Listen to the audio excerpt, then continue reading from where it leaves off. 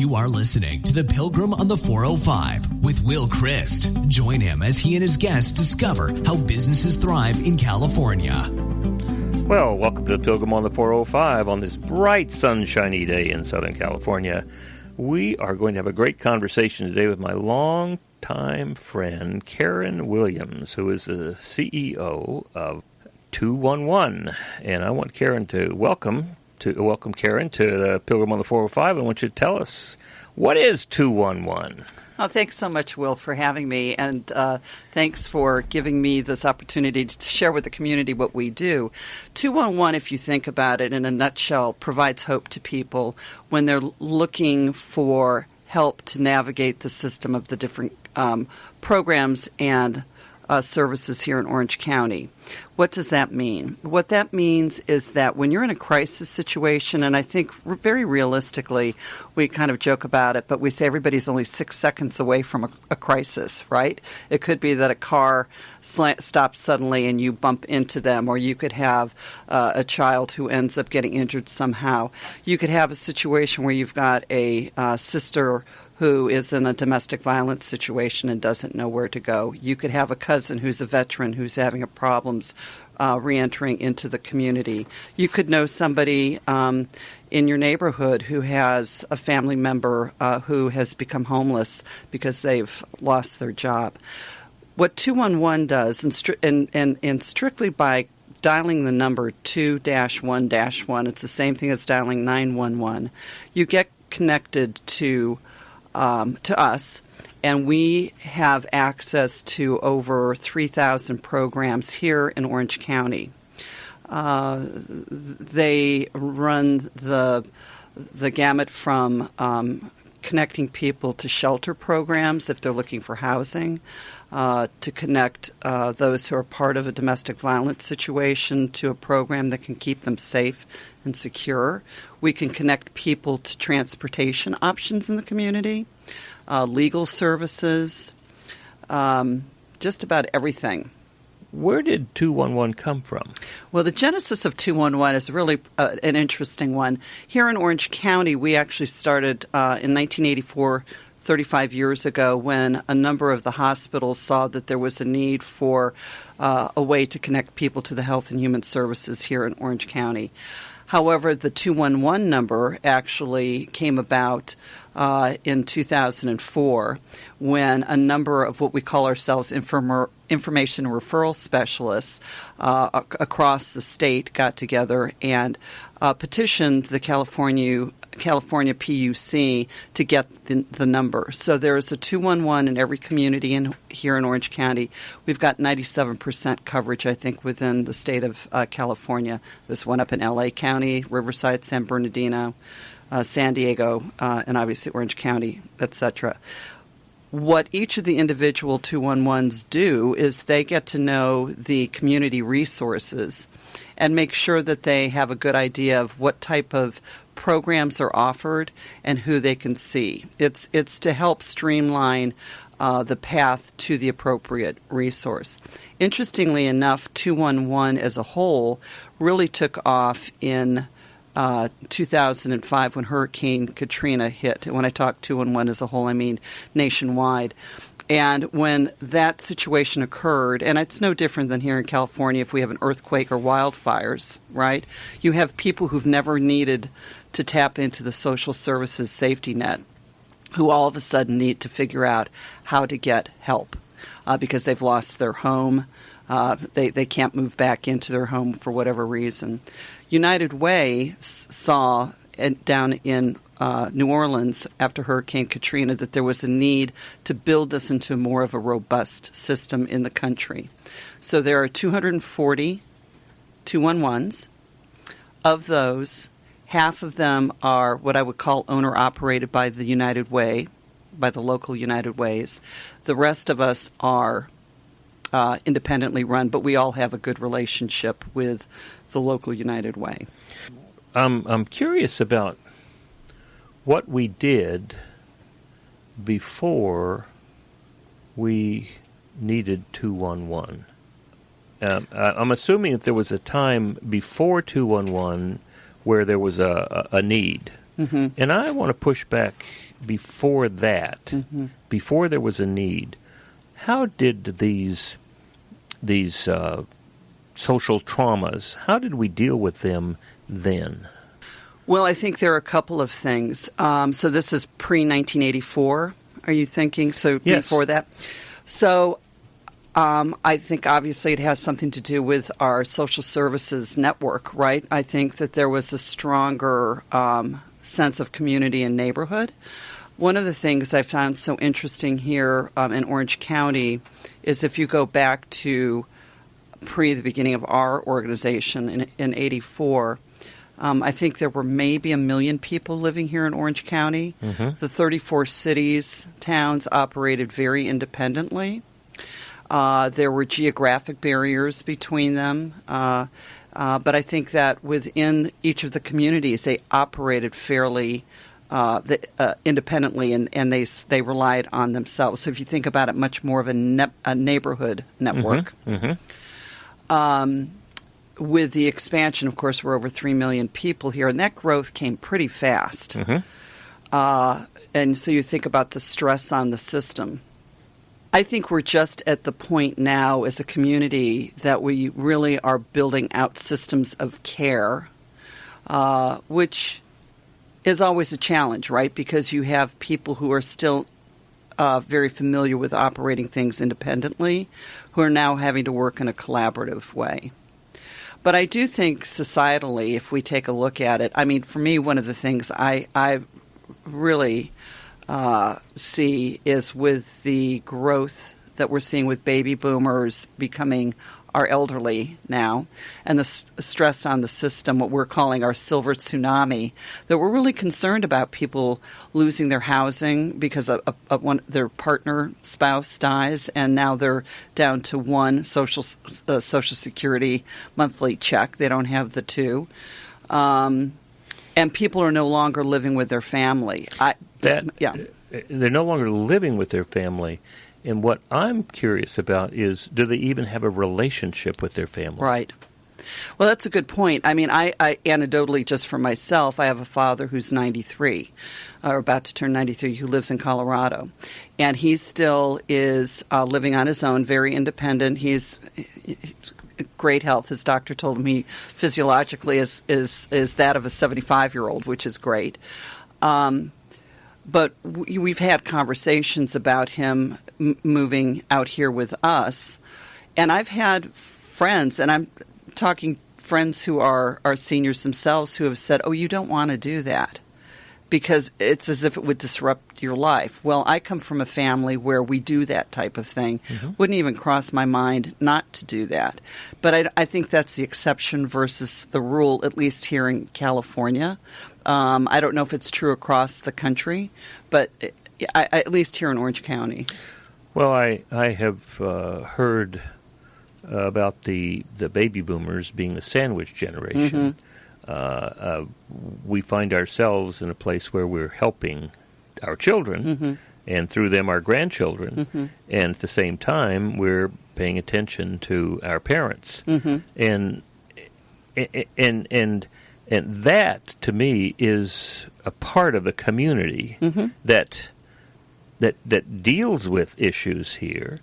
And now, when things get out of hand, or more than we have either the resources or the contact with resources to deal with, it would seem to me then something like 211 would become very important, almost like a safety net, but not the place of first, the first place we're going to call. We're going to look at each other. We're going to be dealing with the family. And I'm wondering if that's what was then, and that there was a process of, a lot of people moving in without their families to California, a lot of immigrants coming.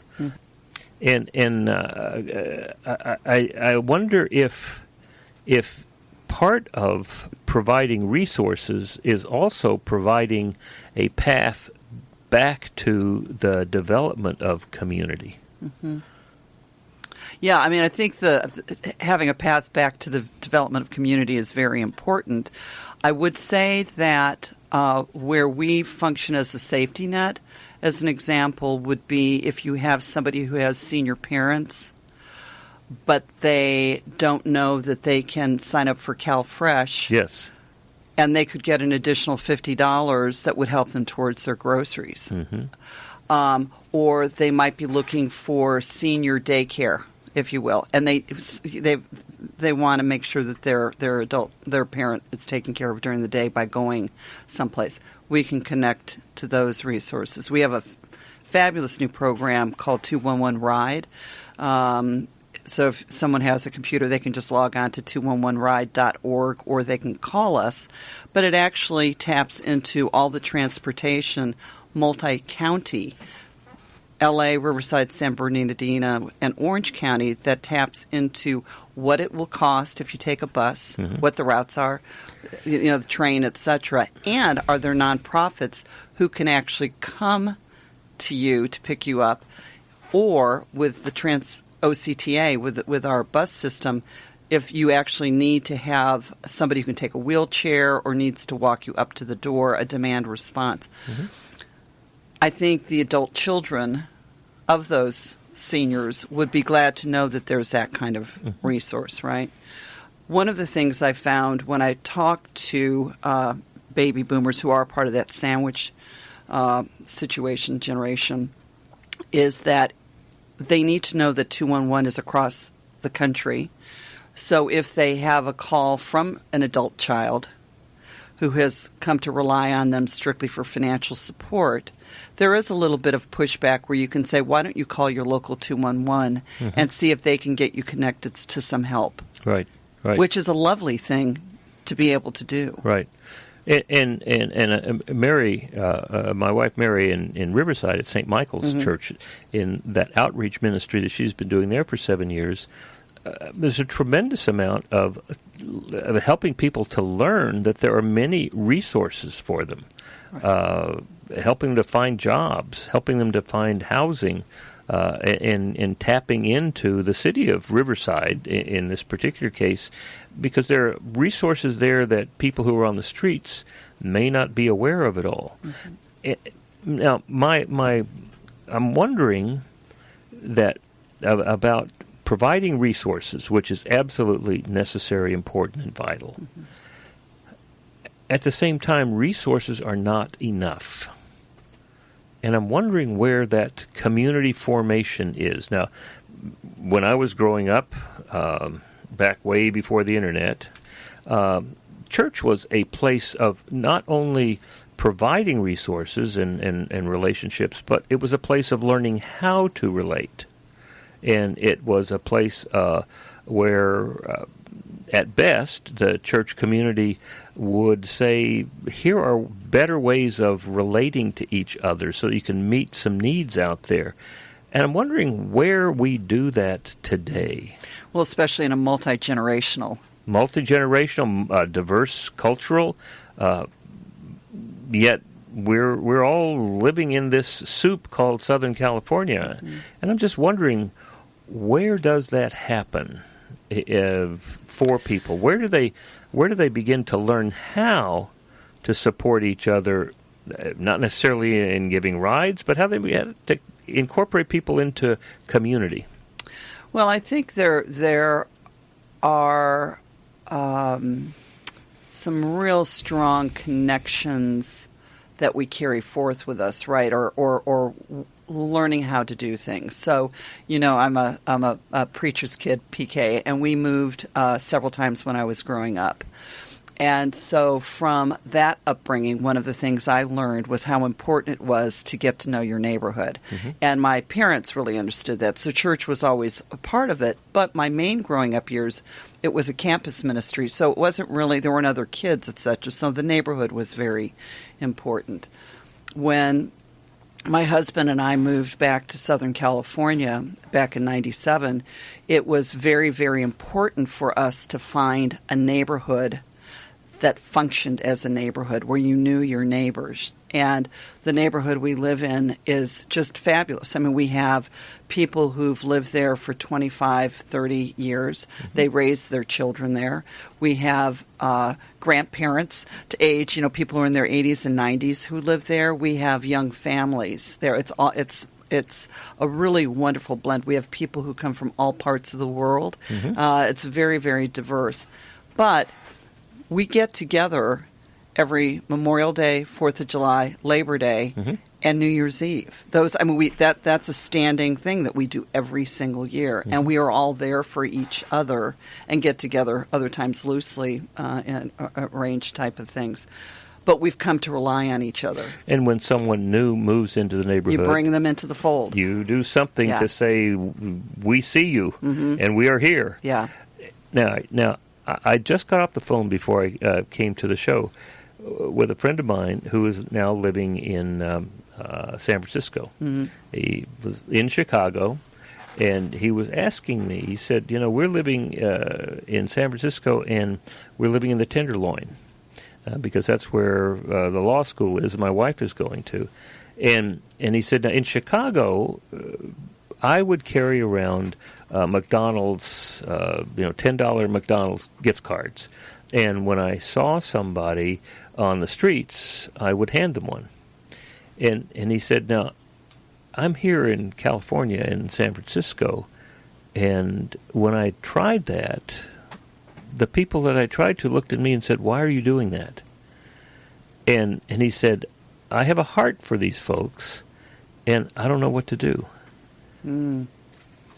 Well, the thing that so you're saying that the person who's on the street doesn't want to receive? Did not want to receive. And what I'm wondering is, with this homelessness, and he said it's increased by 30% in the last 2 years in San Francisco. I'm wondering if we have, in our minds, when we lost community to a large extent, and you're talking about places where there is community, I'm wondering if when someone is homeless that they become part of another community Absolutely. Separate from us.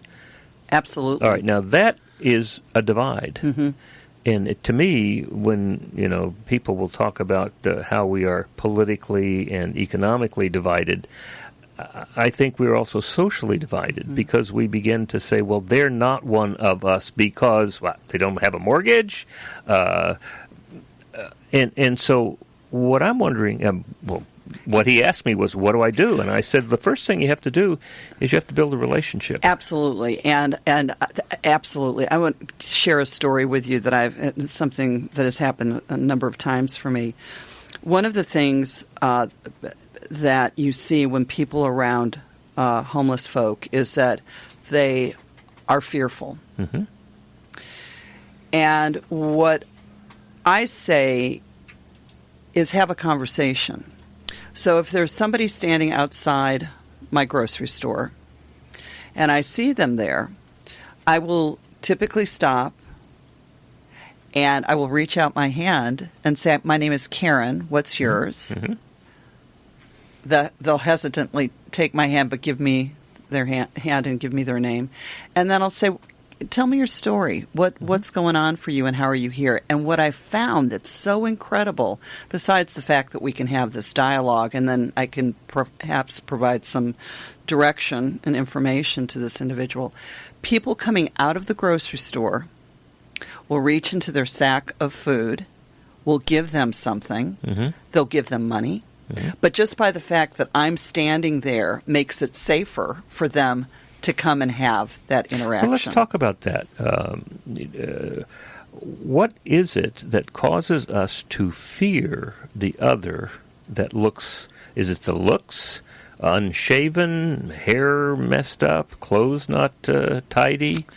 I think it's bigger than that. I mean, I think that might be on a very basic level, but I think there's a bigger fear of, I don't know what to do, how to help this person. But that's the question that I have with that's what I was talking with my friend in San Francisco, is if I believe that I am here to help them, that must mean that they can't help themselves. So for some people, there are some people who prefer, very few, but there is a small percentage who are not going to want your help or my help, right? Especially the people who have learned to live on the street and they have a community. I mean, that's part of the problem you see when people are broken apart and now moved into emergency shelter, like we did along the river trail, right? They had built their community, and it was something that was safe for them. One of the nonprofits here had told me I was very interested in their direct mail campaign. And I said, it's so interesting to me that your pieces never show a mother and a child on the outside envelope when that is who you serve primarily. Mm-hmm. You always have a guy. And what I was told was that when they have test marketed it, mm-hmm. when they have a grizzled old guy on the front of it, everybody has an uncle, a great uncle, somebody that they've got somewhere in their family sphere that they know like that they will say, okay, I need to donate money because this person needs help. Mm-hmm. But when it shows a mother and a child, it scares people because it could be them. Mm. Isn't that interesting? Could be. I thought that was so fascinating. It's sort of there for the grace of God go I. That's it. Well, but to me, again, all of the resources that we put toward the other are very important. Mm-hmm. I just wonder where we develop the relationship that is probably the most valuable thing about being a human being. Mm-hmm. Because if because of trauma or abuse, physical, emotional, or sexual in my childhood, I have difficulty relating to other people, how do I get beyond that? Mm-hmm. And it's the extreme would be mental illness, mm-hmm. but most of us are living in that range, right? And I'm just wondering what we in this community, how we welcome people into the community, mm-hmm. How we show people how to. Well, respect would be one, but how to interact with people. Mm-hmm. I mean, I just imagine seeing someone who is different, is homeless, and sometimes has a sign out there saying, "I, need this for my child, or for this or that or the other."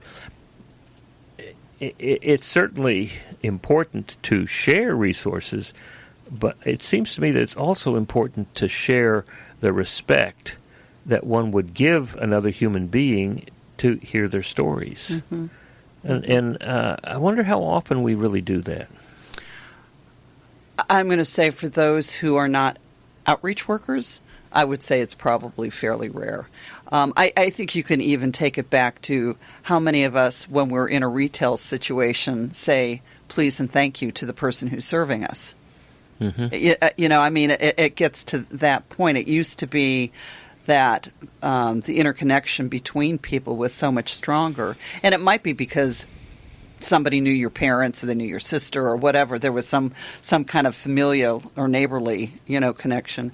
But I think that both the fact everybody's is moving at such a quick pace and have forgotten some just basic relationship components. I will also tell you one of the things that's interesting, and I would found it to be very educational for me personally and for our staff. A number of years ago when we were doing the point-in-time count, we actually hired homeless folks not just for the day of the count, but we hired them to come in and work in our office. And so they were with us for about 4 months of time. And these were people who were either living in emergency shelters or out on the street. And what we found was, to me, you could almost see coming into an environment where there was almost like muscle memory. You could see them say, okay, I've been in a normal place before. I can do this. But not have the stress on them during the day of figuring out where to get water, where to get coffee, mm-hmm. where to use the bathroom, not having to deal with any of that, and they were in a safe environment. It was incredible, and we were able to teach them some office skills, Word, Excel, whatever, things that we needed help with. And it was tools that they could take with them. And I'm pleased to say several of those folks, and not only were able to get housed to permanent housing, but were also able to get jobs. I mean, you think about it, of the people that we have that are homeless, if we just did a buddy-up system, what we could do. What Mary's experience in Riverside was, she had a dream of taking St. Michael's Church. It has a particularly large aisle. It has French doors on one side all the way down, but it's a large aisle on one side of the church. And her dream, literally a dream, was that there would be long tables all the way through with tablecloths and candles and flowers for people to come and have dinner on a Thursday night. Well, she made that happen. She brought that to be. But she said, this is not going to be us feeding them. This is going to be them feeding each other, and we are part of that, them. And so she helped them get food handlers' licenses. She found people who were felons coming out of prison but happened to be cooks and knew how to cook for 200 people. And so after 7 years of that group functions on their own. It is their place. And I just find that so important. It's certainly necessary to hand out all the food that they get. Tons of food from all the places in Riverside, from UC Riverside, from the School for the Deaf. All these places have all this food that they don't know what to do with. So they bring it to St. Michael's, and it gets dispersed in various places, all the way from the high desert to the river bottom to people who just drive up and want food. But it was never us doing it for them, and that to me is a key issue, because when we talk about divide, it's not just money; it's a divide about us and them, the other. And I'm just wondering how when people have needs, how we avoid only treating the symptoms and not treating the underlying piece as well. Right. It's the holistic piece, right? It's really the holistic piece. We found with this point-in-time count that I was mentioning, what we did is we said the same thing. It's everybody counts. It's not us versus them. We're doing this together. And they actually helped plan the count. They called themselves the pit crew. For the point in time, right? The pit crew. And we had T-shirts made and very, very engaged and involved. It's how you become part of the solution. Everybody becomes part of the solution, right? Which therefore has so much more meaning. One of the pieces of this relationship puzzle was brought home to me by Paula Kaplan. Paula has a project with Harvard. She is a psychiatrist, and teaches psychiatrists. And what she wrote a book called When Johnny and Jane Come Marching Home, and it was about PTSD. And she and I have come very close in understanding something that she learned, which was very often PTSD is really a separation, a divide. I am so different, so broken, that I cannot function the way that I did before. And she says the way to deal with a returning soldier, men and women, is to listen to them. And she said, here's the protocol. It's not that difficult. You don't have to have a degree to do it. She said, what happens very often when a soldier comes home is someone will say, well, what was it like? And they will just begin to tell the story. And the one who asked says, oh, I don't want to hear any more. That's enough. Which communicates you are broken. You are different. You do not belong in this conversation. And she said, if we were to, each of us, when they come home, to say to them, look, I have 3-5 hours, whatever it takes. I want to hear your story from the beginning, whatever you will share with me, all the way to the end. And she said, what will happen, what does happen, is that they'll begin telling the story, and someplace along the line, they will tell something that is just horrendous. And that's the place for the listener who has been listening all along to say something along the lines of, if I were in your shoes then, I would have done the same thing. You're not crazy. Mm-hmm. She said, that's the turning point. That's when they are welcomed home. Mm-hmm. She said, until we can do that, drugs won't help. Housing won't help. AA won't help. Mm-hmm. They might bandage the wound, but they don't really address it. Mm-hmm. And I've just found that to be so powerful. Mm-hmm. And that's what I'm looking for, is when people are manifesting the symptoms of isolation, the symptoms of don't know how. Mm-hmm. I'm wondering how we as a community, and I appreciate the various 211 communities around the country, but how do we recognize that these are symptoms? The reality is they're missing community. Right. What do we do to encourage them, help them to become aware of it, to recognize, if I were in your shoes, I'd be doing the same thing. You're not crazy. Mm-hmm. I think that within the veteran population, and that is a segment, if you will, there is a really wonderful program here in Orange County. The Orange County Community Foundation about 5 years ago did a study on veterans in terms of demographics and taking a look at Orange County. And the outcome from that, other than the report, was to start funding some nonprofits with the goal of having them work together collaboratively. Mm-hmm. And we were one of the recipients of the grants. And the first thing we did is we sublet some of our space to the VOA LA for their Battle Bridges program. And we wanted to have them located with us so that when we were on the phone, we had veterans who were on the phone, when they knew that they needed to have further help navigating the system for housing or jobs or whatever, we could give them, connect them over to VOA. Since then, the program has got to the point where we're now co-located with it's VOA LA Goodwill, 0800 and 211 Orange County. We're co-located at the Tierney Center at Goodwill. And what it's become is a place for veterans and their families to come. And part of that is building that relationship so you can have the face-to-face. So the question is that something then you can go ahead and, move around, really use as a model for different populations.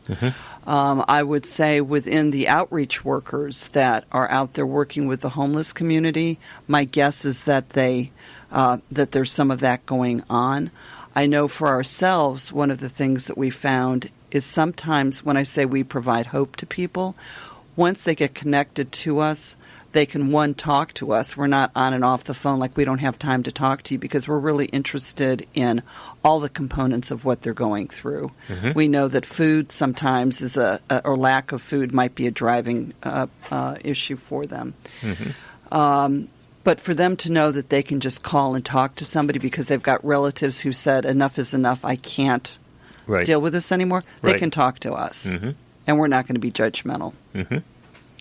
Well, that whole way of helping people to recognize you're not broken.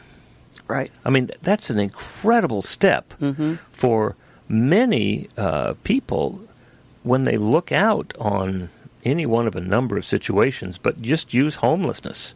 They look out on homelessness and think that is a problem. Mary has just finished up her 27 years at California Baptist University and gone on she is now on the presiding bishop's staff of the Episcopal Church as the coordinator for Indigenous ministry, coordinator for Indigenous theological education. And so we were looking, she shared with me some of the video coming from the Anglican Church in Canada, which is light years ahead of where we are in the 48 in dealing with indigenous populations. And one of the things that one of the elders, one of the native elders said was, "We are not a problem. Good for them. We are an opportunity for a relationship." Mm-hmm. And I just wonder if that's how we could look at more of the issues in the various levels, all the way through politics and economics and money and all of these places where there is division. I'm just wondering if we could see that as not a problem to be solved, but more of a relationship to be discovered. Mm-hmm.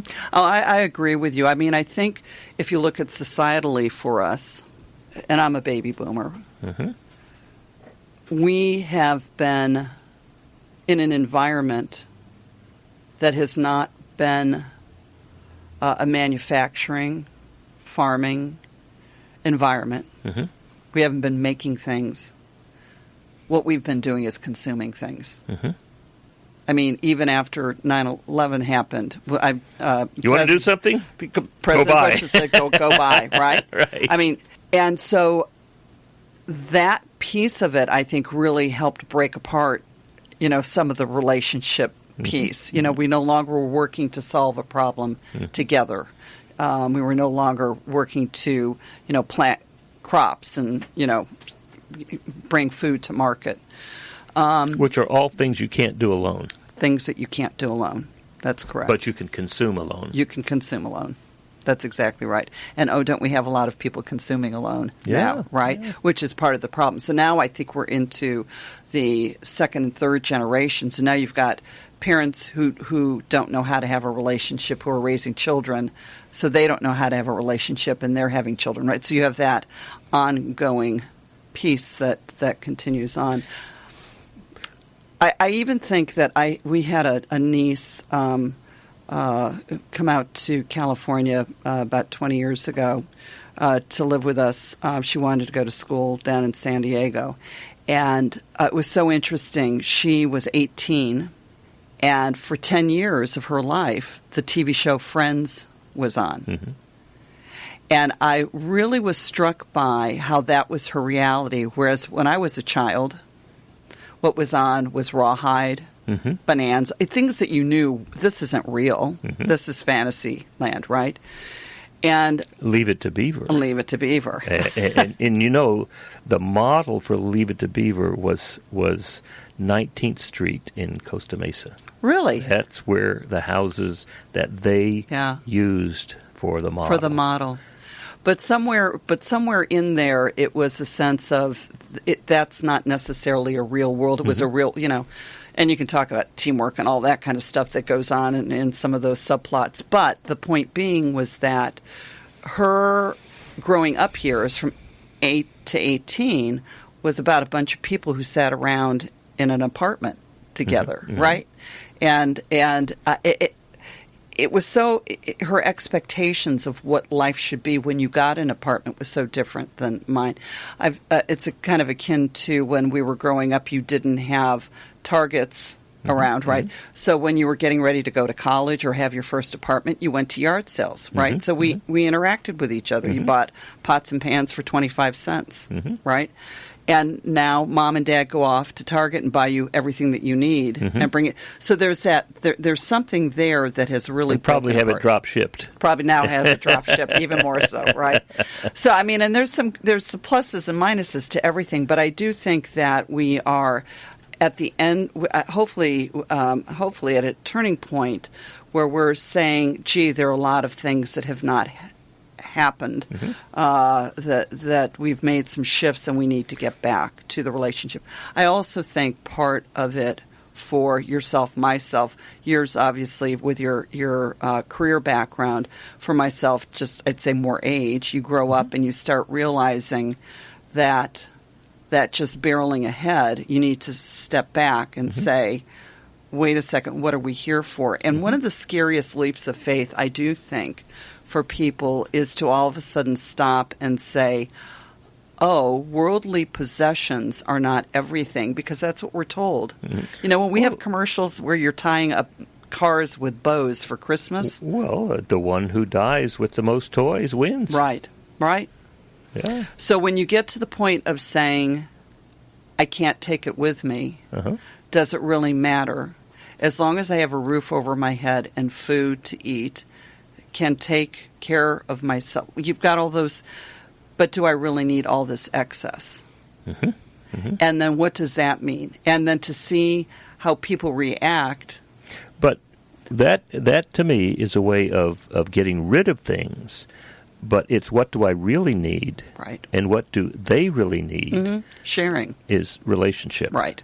And so one of the things that when we had Nicole Sudium on from Goodwill was one of her hopes was to have you and several other people on one show where we could all talk about how do we coordinate our services, but what are the issues that we see out there, and we talked about relationships. So just getting that kind of conversation going. So would you be willing to come back? Absolutely. That would be lovely. So we can schedule that with her and just get together and have a conversation about what does it mean to build a community. What does it mean to welcome people into relationship? What does it mean?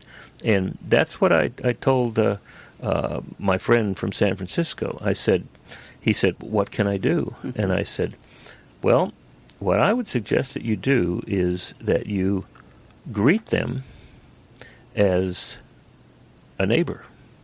And you ask them if you could sit down and have some coffee with them. And you might tell them that, you really have no idea what their life is like, and you want to know. And I said, you may have people who scowl at you and say, I don't want that. But if you keep looking, you will find people. And as you begin doing that, you will learn a lot about who they are, what they want, not necessarily what they need, because that would be your ego getting involved, but just to listen and build a relationship, because like it or not, that tent on the street housing a homeless person is your neighbor. Absolutely. I also think if there's a silver lining in all of this, I think that there are plenty of people who would be willing to participate in this. It's showing a road. It's kind of taking the roadmap and figuring out what that is and what does this mean, and having something that other people can do as well. Some of the little keys, like you were saying with Mary, with her church, that it wasn't about us serving them, but it's all of us in this together. Makes such a difference. Maybe we could take the Good Samaritan parable and simply change the characters from Good Samaritan to the homeless person. Absolutely. I had a very interesting situation a couple of years ago where I was doing the watch on a Monday, Thursday, into Good Friday at my church, and I had, the 5 o'clock stint. And when I came in, there were two women who were there who were coming off their hour, and there was a homeless couple asleep in the pews.